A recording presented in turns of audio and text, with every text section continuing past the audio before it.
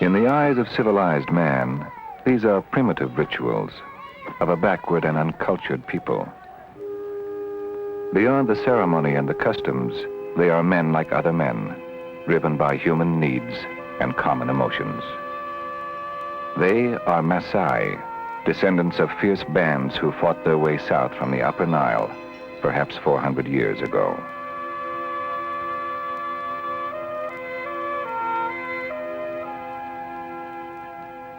On this great East African plain where peaceful animals now graze, the Masai, according to their legends, defeated weaker tribes and claimed the land they called Serengeti, the endless plain.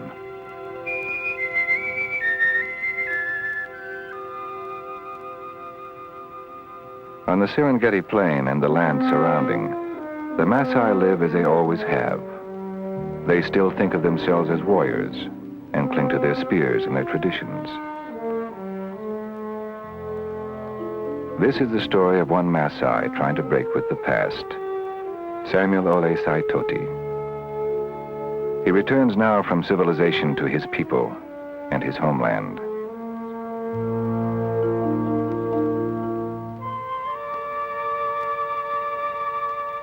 They are Masai warriors, men lost somewhere between the glories of the past and the realities of the present. Inevitably, they must lose their final battle against time and change.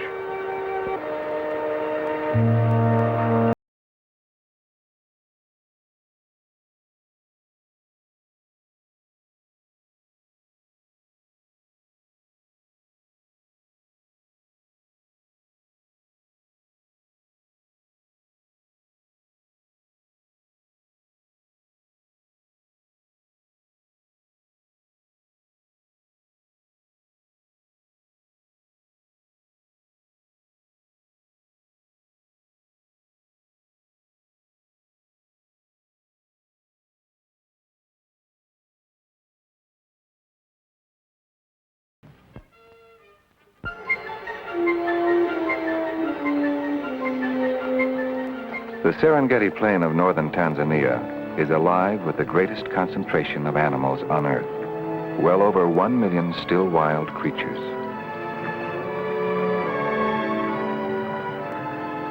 They are protected now within the Serengeti National Park, nearly 6,000 square miles of game preserve. For centuries, they were protected by a primitive tribe who did not believe in hunting and who drove other tribes away.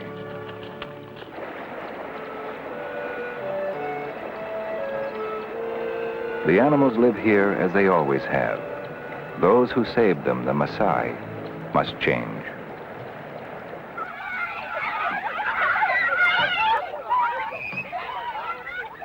Sam Ole Saitoti was one of the first Masai to attend this mission school 14 years ago. In his own way, he was a pioneer, being followed now by other young Masai who are learning to read and write, to speak Swahili and English. I remember my first days in school. I was 8 years old, frightened and homesick. I was the only one of my family to be sent away. My father sent me because of the government policy and the decision of the tribal elders. Then there were no Masai teachers like William Ole Kariongi.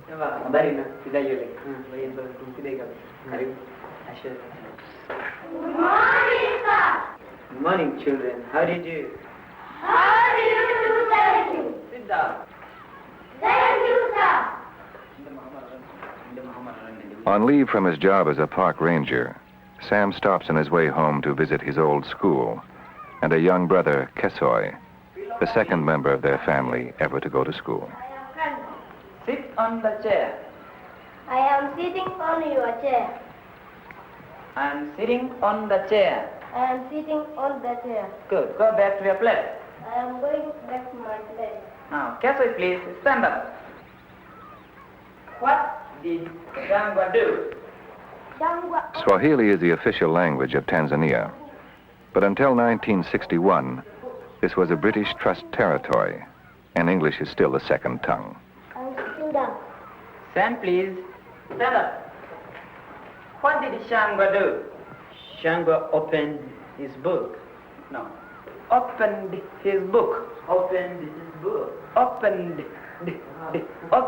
his book. Now repeat again. Shangwa opened his book. Again. Shangwa opened the book. Okay. Good. That's much better. Sit down. Thank you, sir. When I first sat in this classroom, there were no girls. Within months, most of the Masai boys had run away, back to their homes. I was too frightened of my father to run away. Later I began to like school. Yet I know how often Kesoi thinks, as I did, of the life we left behind.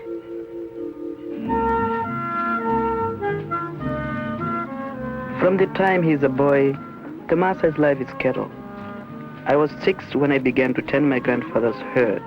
We would begin at sunrise and drive them 5 miles or more to watering holes and pastures. The Masai has a feeling for cattle no other people would understand. We like them. We like being with them. We don't think of them as herds. We know each one by his own name and personality.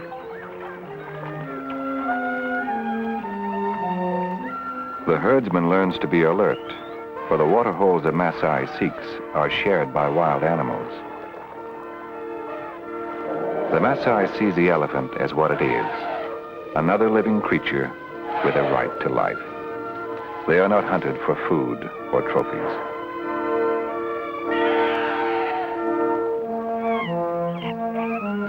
To the Masai, the lion cub means immediate danger. The mother is never far away, and it is Olangatun, the lion, which the Masai respect the most. He is born a king, intelligent and strong. I remember a day when I was alone with the herd, and a lion attacked. I was lucky. I killed him with my spear.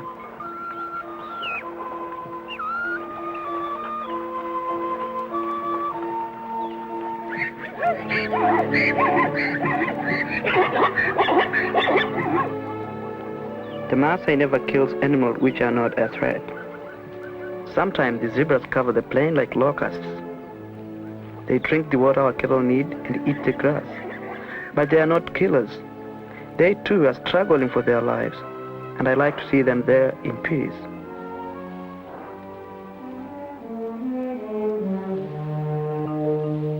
By watching the animals, we Masai learn how all nature's creatures depend upon each other. Even the big elephant helps the little egret by stirring up insects for it to eat.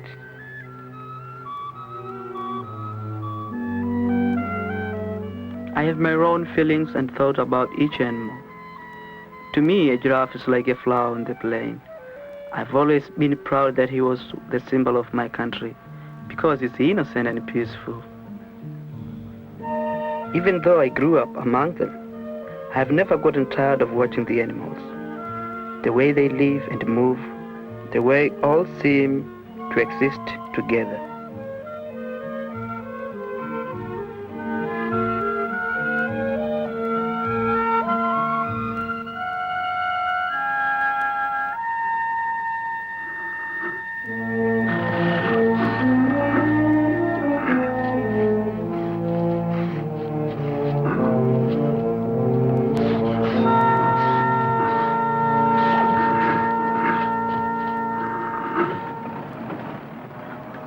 I now have a happy job. I show the beauty of my country to other people.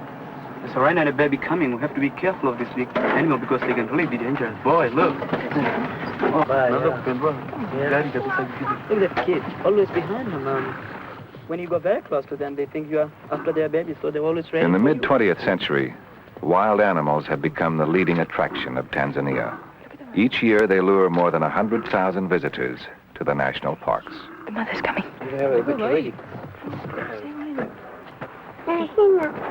Tina's saying right now. Look at that. Hey. No. F11. F11. Okay, Tina. Look at baby. Could we go now? I don't think so. I think she's just giving a warning, to warn you not to come very close. because she's having a baby and she thinks that you are after her baby. This big animal can turn over the car if they're told they decide to, but they're not as dangerous as you think. And they weigh about 2 tons.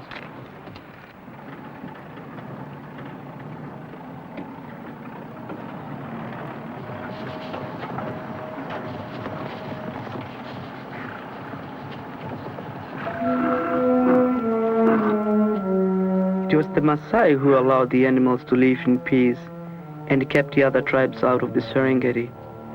Civilization may have much to offer the Masai, but we too have something to offer, the wild animals who still roam the Serengeti.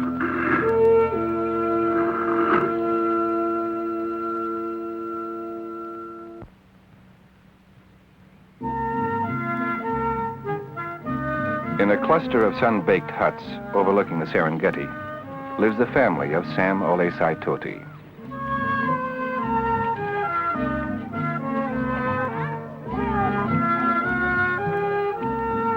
For all, young and old, milk is the primary food. Masai live for weeks on nothing else. There are 36 brothers and sisters here, the children of the father's 7 wives.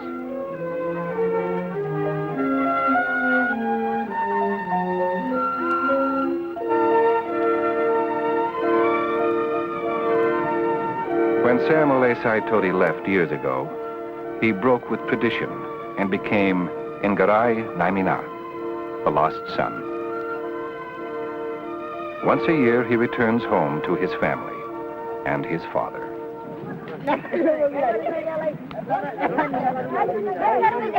A warrior gone a long time should be escorted home. Sam has traveled 80 miles, the last 5 accompanied by warriors from a neighboring family. Though some are younger than he, Sam greets 7 women as mother. His real mother died long ago.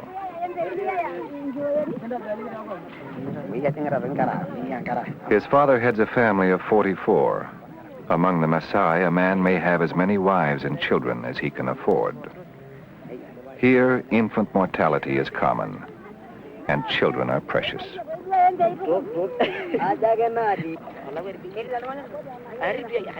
The warriors have a pride in their appearance, which borders on vanity.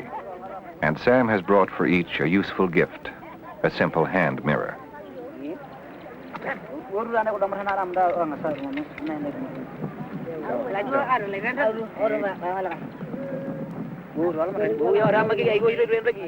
They have little interest in most of civilization's trappings. Their wealth is measured in cattle and in children.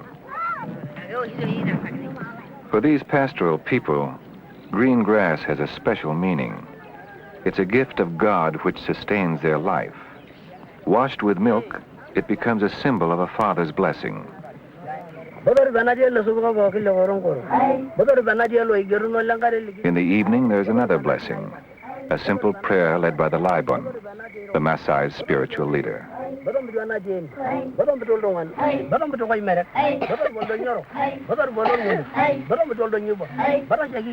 For them, God is not some strict and frightening deity. God, Ngai, is everywhere, in the sky and in the earth. The Masai's faith is embodied in all of nature. The Serengeti at dawn may be as close as man will ever come to a vision of Eden, an unspoiled, endless garden where the earth's creatures exist side by side.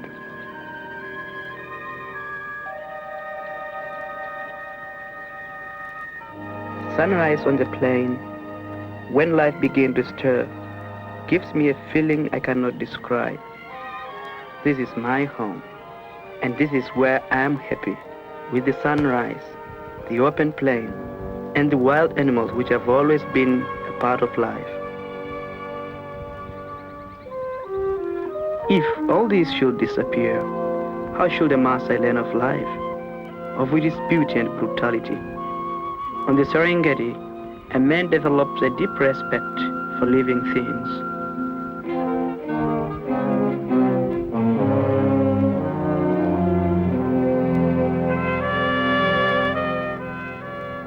To protect its kill from scavengers. I have seen a leopard drag a carcass twice its way to the top branches of a tree.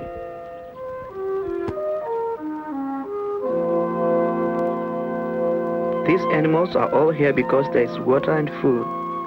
It seems to me that the Serengeti was created for wild animals and for the Masai. From their forgotten origins somewhere in the regions of the Upper Nile, the Masai have followed their herds to this last refuge from the 20th century.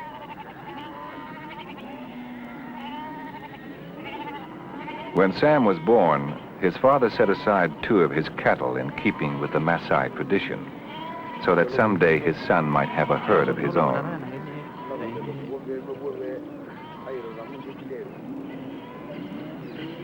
Cattle are the basis of the Masai economy and life, the source of all their food and the medium of exchange. 8 cows may buy a bride. 49 is the fine for murder. Though Sam's father knows each animal by sight and name, he has never counted his cattle. Such a thing is considered vulgar among the Masai and never done. The herds are kept primarily for milk. Only rarely is one slaughtered. But today, Sam's father searches for 1 cow, which is no longer a good milk producer. It will be slaughtered in honor of a special occasion, Sam's homecoming.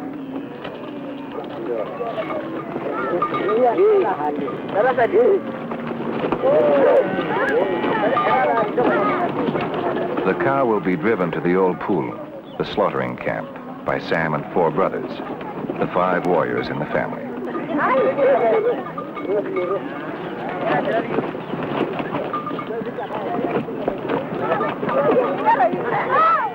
To be a Masai herdsman, you must be with the cattle every day. I've been gone too long, and so my family laughs and calls me Olmran Lormek, the spoiled warrior.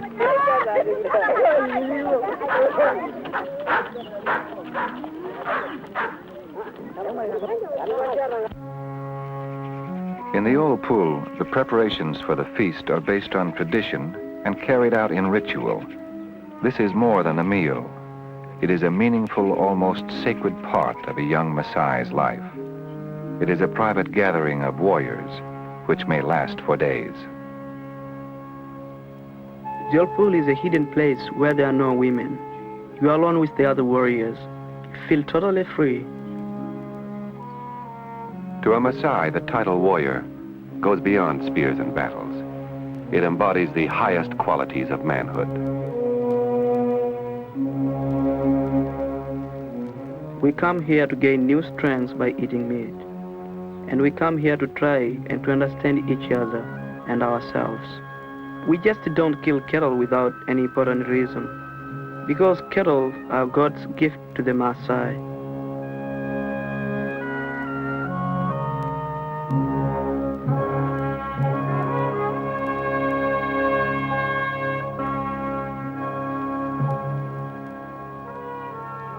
The warrior is a central figure in the Masai's rigid social culture. This special class evolved to herd the cattle through a wilderness of wild animals, to fight off predators and protect the herds from other tribes. Young boys are allowed to visit the old pool, a part of their indoctrination to teach them what it means to be a warrior.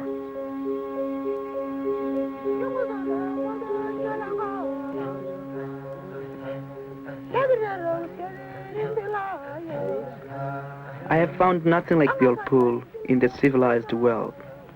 From it comes a wonderful feeling. It is fantastic, exciting. This is when you begin to understand what it means to be a Masai. This is what I will always miss, the old pool, my own people, and the true life of a warrior.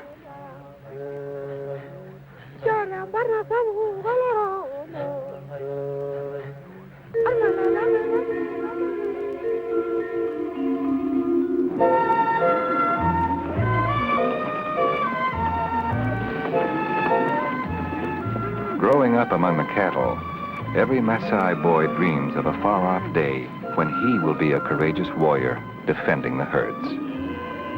Every generation plays the same games. The same games my brothers and I once played. One boy would be a hungry lion trying to sneak up and attack a frightened calf.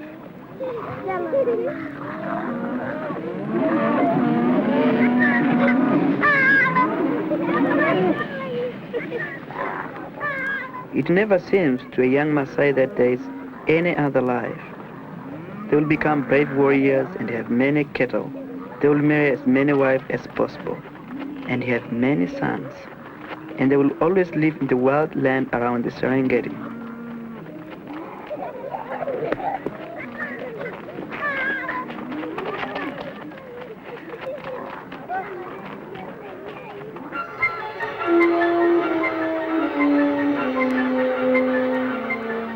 The time of the year I remember most on the plain is the rainy season. The grass is new and green, and the animals come back from the bush country.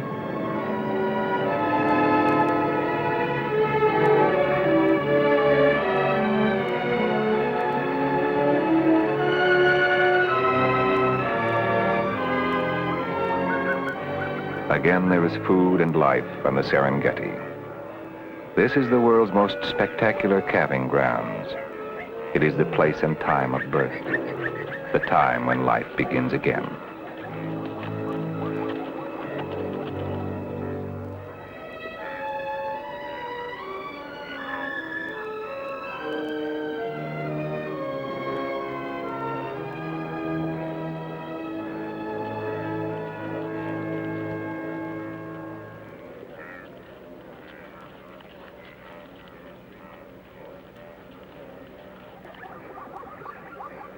One way or another, life must be sustained. Wild dogs are meat eaters and the most efficient hunters of the plain.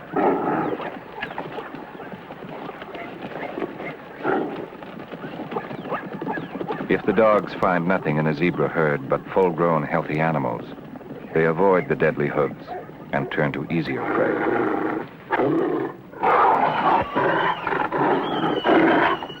The warthog is a more likely victim.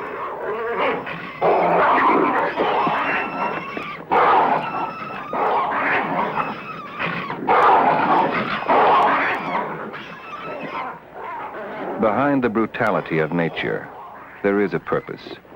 The wild dogs, once regarded as wanton killers, play a critical role in maintaining the natural balance.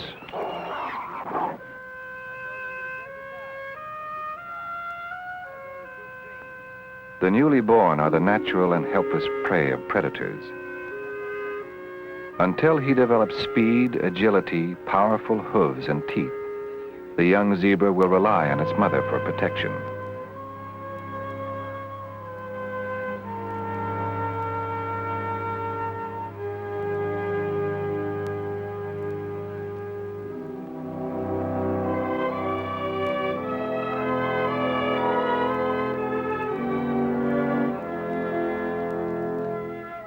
Into the glaring light of the African sun, a tiny wildebeest emerges from its mother's womb. Within minutes, both must be able to move with the herd, their greatest defense against the killers of the plain.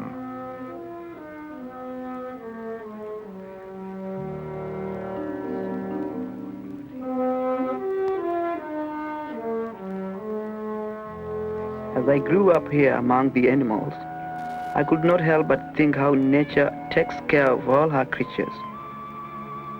Many are born to die, to feed the predators and scavengers. But unless man interferes, nature somehow makes sure enough young live to carry on the species and to keep the Serengeti the way the Masai have always known it.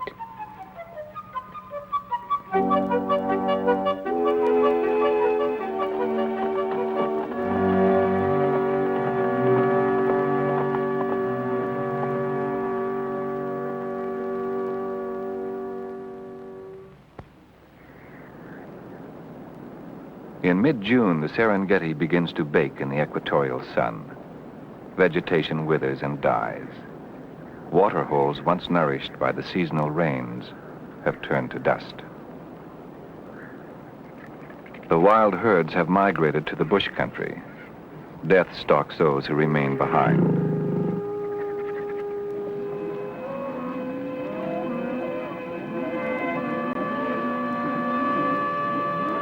Farther and farther in search of grass and water, the Masai drive their cattle through an increasingly hostile land. This is the time of the lion. With much of its natural prey gone, they are drawn by hunger toward the domestic cattle.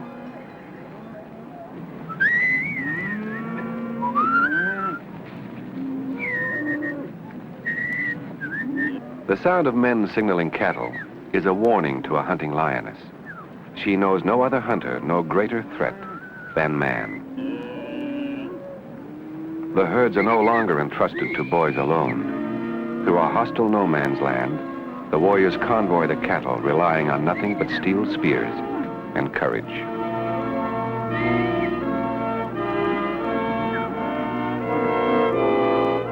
Torn between fear and hunger, the lioness seeks out what wild prey remains. She has one advantage. During the weeks of drought, all wildlife depends for its survival on the few existing water holes. During the rainy season, the Thompson's gazelle gets all the moisture it needs from rich green grass. When the Serengeti grasslands are dead and dry, nature baits the lion's trap with water.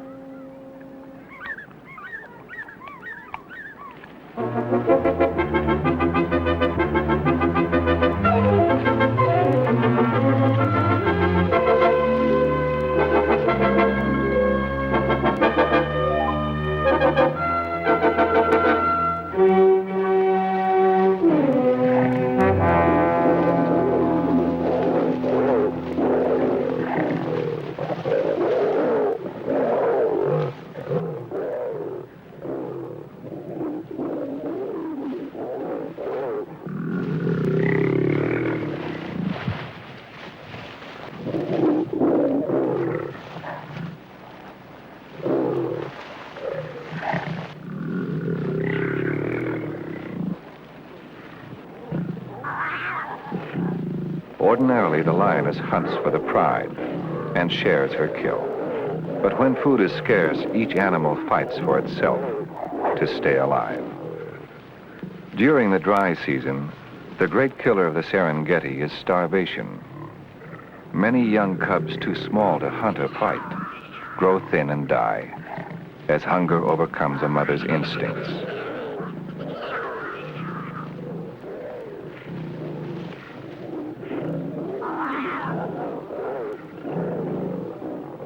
This is the time in the Serengeti when nature eliminates the old and the weak.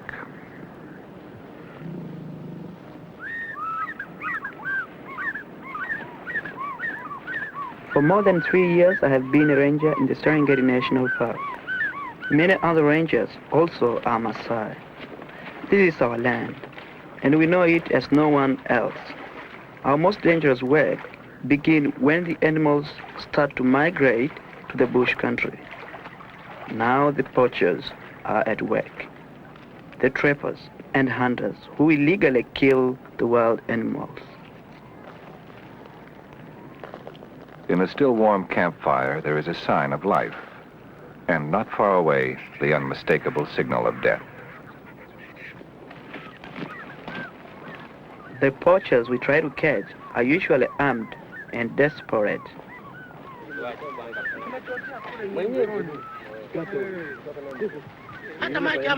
Within a few hours, we may arrest as many as half a dozen groups of poachers. Some hunt for food, some for trophies, and many kill to sell the hides and the meat for profit. A few are only hungry natives. They are members of the tribes, which have always lived by hunting. They don't understand why they can't kill wild animals for food.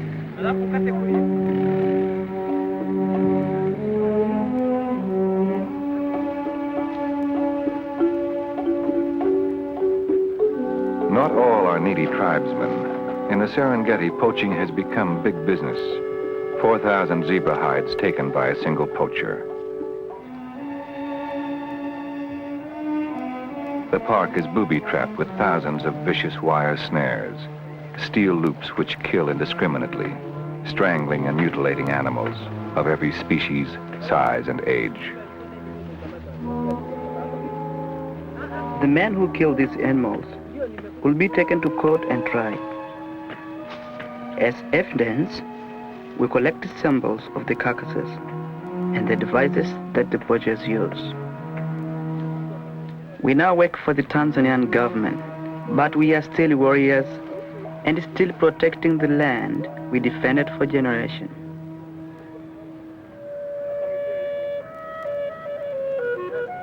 And just as in earlier times, they cannot defend themselves from the Masai with lucky charms. To drive the animals into the open, poachers often deliberately set the plain on fire. Whatever the cause, grass fires, which sometimes sweep hundreds of miles across the land, are a part of life in the Serengeti.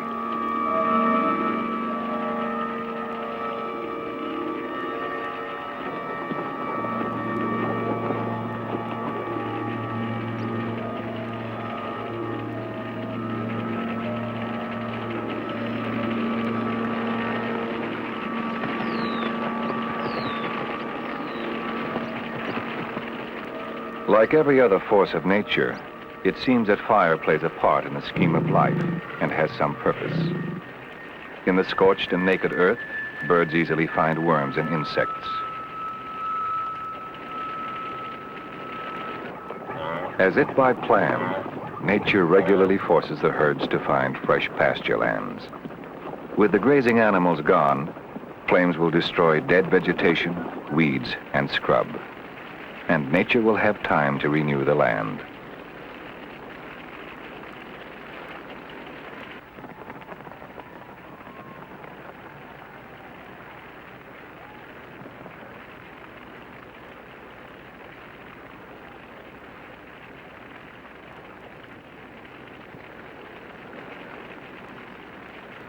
For the marabou stork, fire holds an unexpected promise.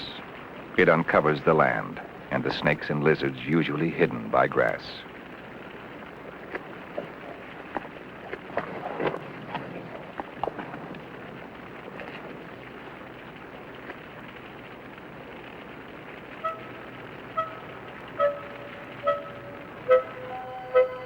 For the Masai, fire is good or bad. Sometimes it destroys our pasture land and causes famine for the cattle. However, we know that with the coming of the rains, the land which is now dark with ashes will again be green with life. And soon the animals will return to a reborn grazing land.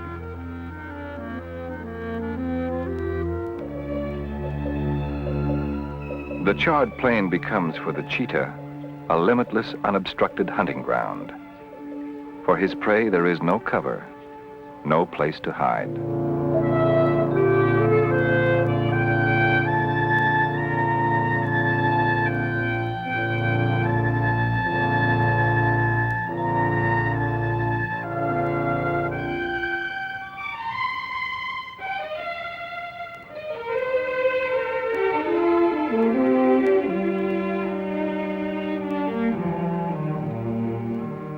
The fastest land animal on Earth, he may speed across the open ground at more than 60 miles an hour.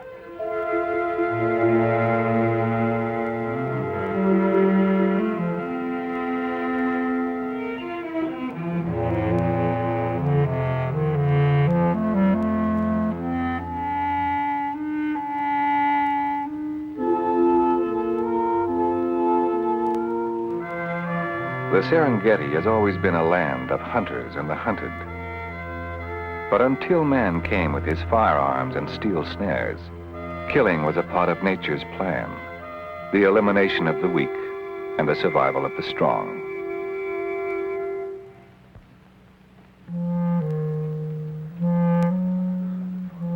In the course of 6 decades, Sam's father has known tribal wars and slain lions, and he has raised his sons in the unaltered ways of the Masai. His youngest sons are taught to bow and to receive their father's blessing. This is part of the rigid culture which has endured for centuries.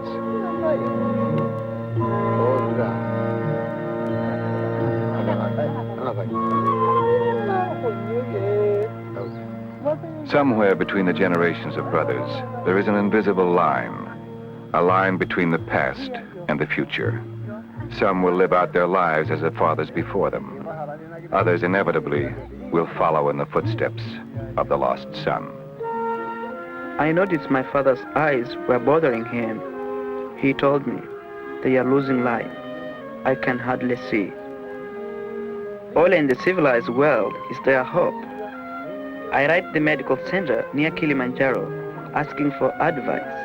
It will be days before we hear.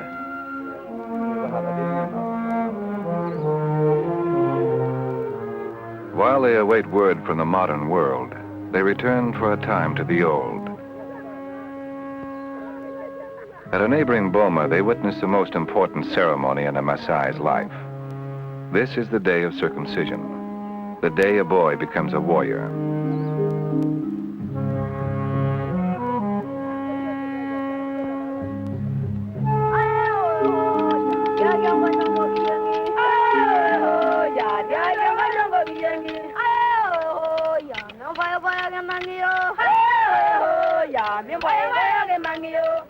The young warriors most recently circumcised sing encouragement to those about to enter manhood.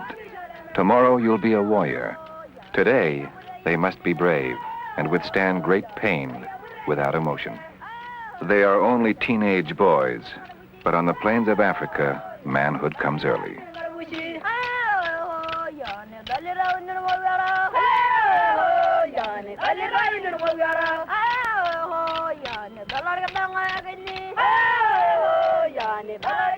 The operation will be performed by a Masai elder called the Alamaratani.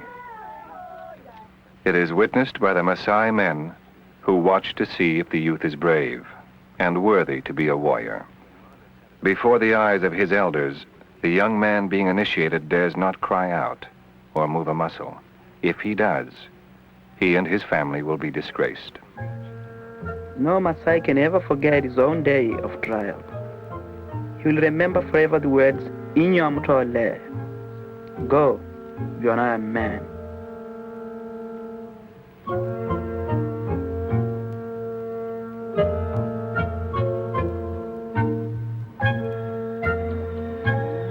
The cattle, which play so vital a role in Masai life, are an important part of the circumcision ceremonies. To gain new strength, the blood of a cow mixed with sour milk will be drunk by the new young warrior. For the elders, there is ceremonial beer brewed from honey, for this is the Masai's one great holiday. A strong young tree will mark the hut where a new warrior dwells. The boy, who is now a man, will receive the greatest gifts a Masai knows, cattle for his growing herd. For the others, a bullock will be slaughtered for a ritual feast.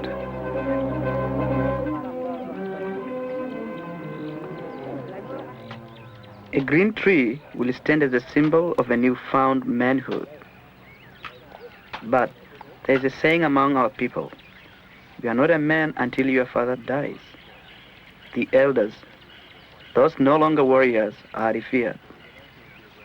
We believe that wisdom and authority comes with age. At the ceremonial slaughter to honor the initiate, the bullock faces east, the direction of fertility and life for Masai.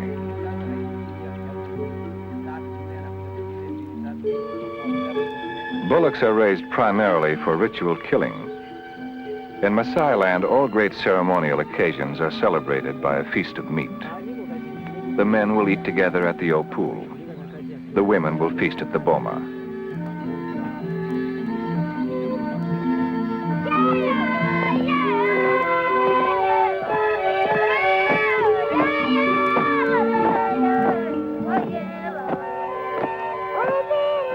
Outside the new warrior's hut, the women honor the young man who recuperates inside.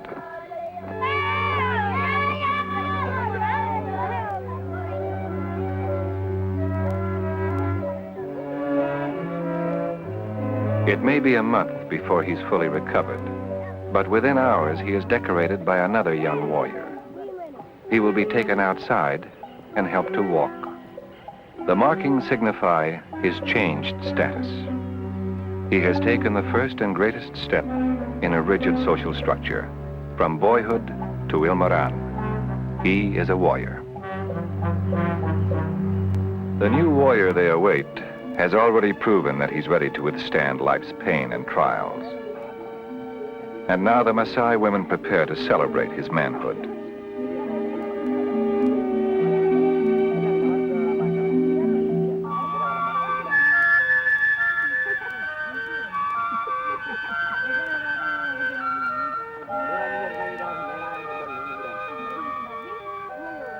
In another ceremony on another day, these young girls too will be circumcised before they are ready to be wives. In this warrior culture, women are destined to be wives and mothers, to obey the wishes of their husbands, and to have no real power or influence within their tribe. For this day, the people of the neighboring bomas may have spent a month in preparation, collecting honey, fermenting beer, making new robes for the initiates, and getting ready for a holiday.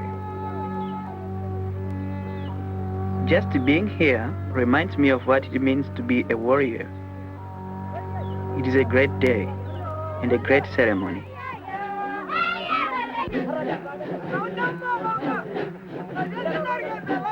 The Masai always dance in separate groups. Married women dance by themselves. Young unmarried girls dance with the warriors.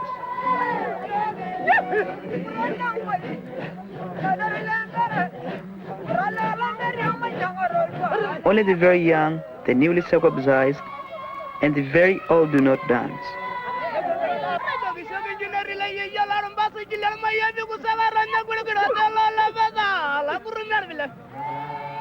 The women dances are sometimes songs of love, asking that rain fall on a loved one's pasture land.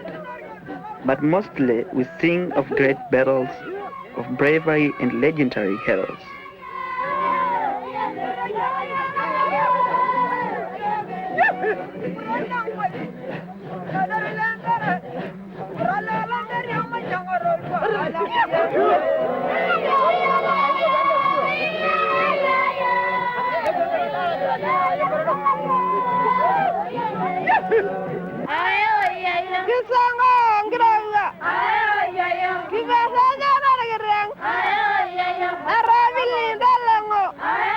My people have no written history. In our songs and dances, the story of the Masai has lived and been passed on through the centuries.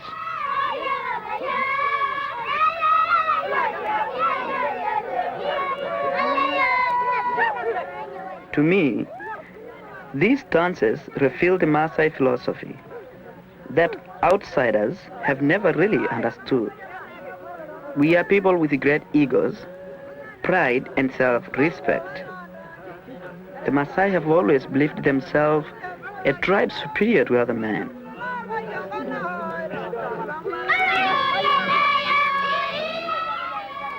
Leaving his family and his home, a hut of sticks, mud, and cattle dung, Sam's father has walked 12 miles with 2 of his sons to the nearest road. From here, he must travel alone, 200 miles to the hospital near Kilimanjaro.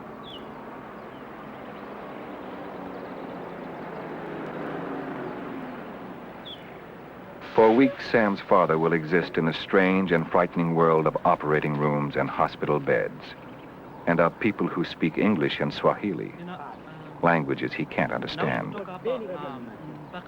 Now, even though it violates Masai tradition, he must step aside and be guided by a son. In his own world, he is master. In the world he faces, he will be another lost and lonely, aging man.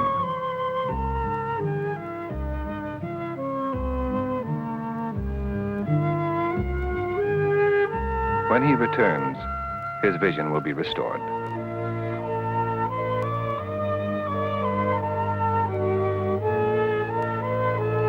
Long ago, he sent me away to school. I was sure then he didn't love me. Later he said that of all his sons, he thought I was the one who had a chance to understand both cultures and to help my people bridge the gap.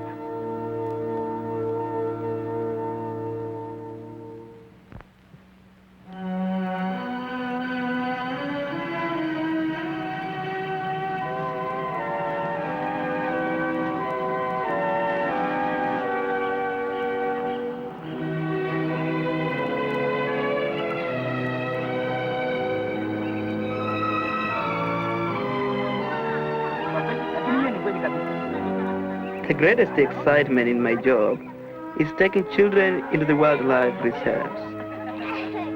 I am aware of the conservationist concern that the Africans would not protect the wildlife. I find great personal pride in knowing that my people and my country have done so much to save these wild animals. Angalia kabisa, vuta na maglazi yako. Unaweza kumuona? Kweli, ni uongo. Mwajanja sana. Nilikuwa nawadanganya tu angalia kama muone wewe. Yuko wapi? Huyu nyumba anaitembea, unamuona? Kwanza hayuko, sasa wote wamesimama kimya. Unaona?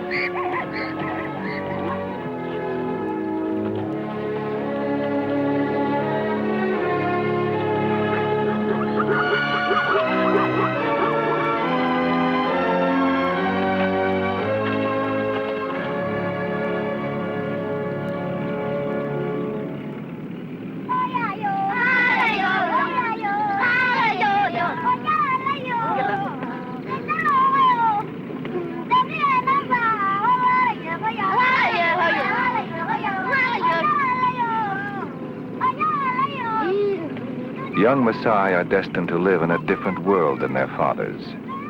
But they have inherited one thing, the pride of the Masai.